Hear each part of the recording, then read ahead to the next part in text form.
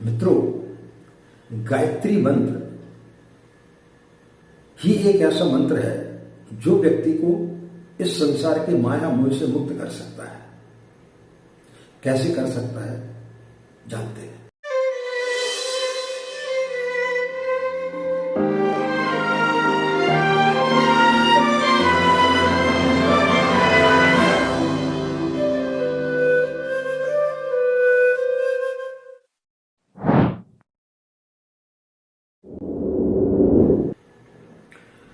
मित्रों, ब्रह्मांड में सिर्फ एक ही मंत्र है, वो है गायत्री मंत्र, जो व्यक्ति के अंदर की बुराइयों को, जो व्यक्ति के अंदर के काम, क्रोध, लोभ, मोह, अहंकार, इन सबको नष्ट कर देता है। एक बड़ी प्यारी सी कथा है। एक संत महात्मा एक बालक को अपने आश्रम ले गए। वो हिमालय में रहा, वहीं पर बड़ा हुआ। दुनियादारी में कुछ भी नहीं समझ पाए कि दुनियादारी में होता क्या है। एक दिन उन महात्मा ने उसे पास के ही एक गांव में भेजा। जब वो वहां पर गए, थक गए थे, तो एक जगह वो बैठ करके लेट गए। उन्होंने देखा कि लोग नाचते हुए चले आ रहे हैं। एक व्यक्ति घोड़े पर बैठा हुआ है, शहनाइयां बज रही हैं, लोग अच्छे अच्छे कपड़े पहने हुए हैं।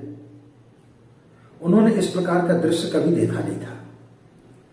उन्हें बड़ा आश्चर्य हुआ। वो उठ करके खड़े हुए और वहां उन लोगों के पास में गए। बोले, भाई ये क्या हो रहा है? बोले, जो घोड़े पे लड़के को देख रहे हैं, इसकी शादी हो रही है। बोले, ये क्या होता है? बोले, दूसरे घर की कन्या दूसरे घर के बच्चे के साथ में उनका दोनों का विवाह होता है और फिर वो अपना सारा जीवन हंसी खुशी व्यतीत करते हैं। वो उसमें सम्मिलित हो गए।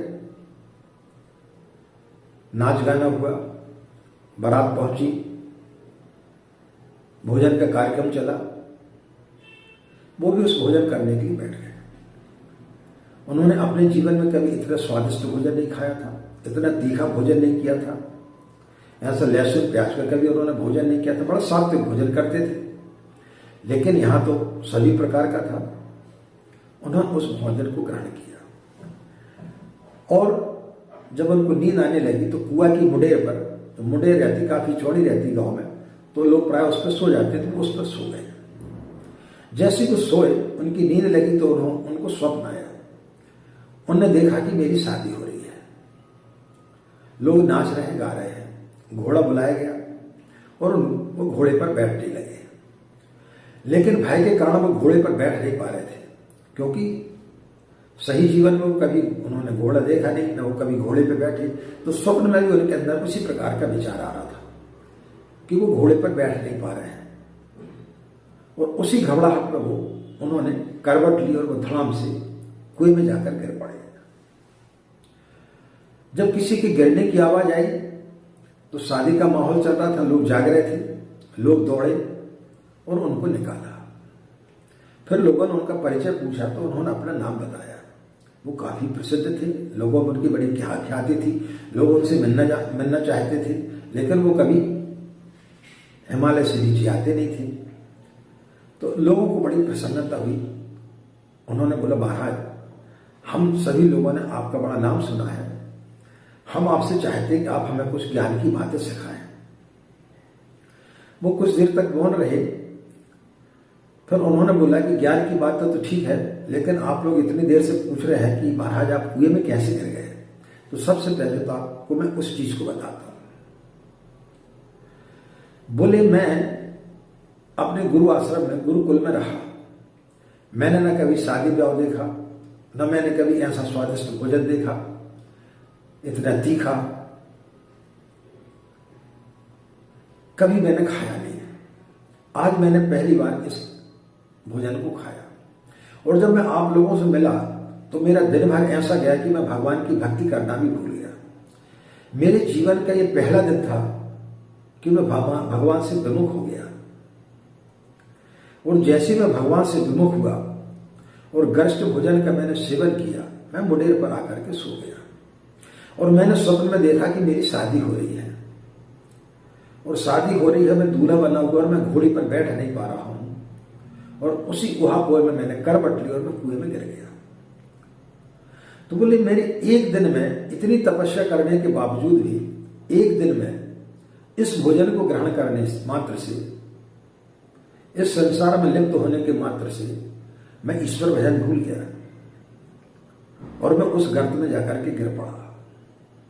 आप सभी लोग नित्य जो है उसी भोजन को ग्रहण कर रहे हैं, इसी माहौल में रहे हैं, आप कितने ज्यादा इस गर्त में गिरते हुए चले जा रहे हैं। आप न जाने कितने गहरे कुएं में जाकर के गिर गए जिसमें कि अनंत वर्ष लगेंगे आपको और आप उससे निकल नहीं पाएंगे। मैंने तो पहले दिन ही पहली बार अपने जीवन में गलती की और एक ही दिन गलती की और एक दिन में मैं उस गर्त में गिर गया। लेकिन चूंकि एक ही दिन की गलती थी, एक ही दिन मैंने भगवान का भजन छोड़ा था, तो मैं छोटे से कुएं में गिरा।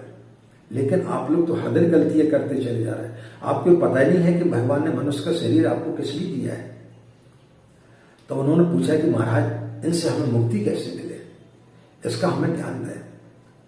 तब उन्होंने बोला कि ब्रह्मांड में सिर्फ एक गायत्री मंत्र ही ऐसा मंत्र है जो व्यक्ति को इस माया मोह से मुक्त कर सकता है। माया मोह से मुक्त करके विवेक देने वाला मंत्र ही गायत्री मंत्र है। धियो यो न प्रचोदयात्, जो हमारी बुद्धि को सन्मार्ग की ओर ले जाता है और इन सब बुराइयों से हमें मुक्त करता है। तो मित्रों, जो व्यक्ति गायत्री माता की शरण में आता है, जो गायत्री की नियमित रूप से साधना करता है, वो इस संसार की मोह माया से मुक्त हो जाता है और निश्चित रूप से उसका जीवन जिस उद्देश्य से भगवान ने उसे यहां भेजा है उस उद्देश्य को वो पा लेता है। आज इतना ही। आप सभी के अंदर बैठे परमात्मा को हमारा प्रणाम। हमें आज्ञा दें। नमस्कार। ओम शांति।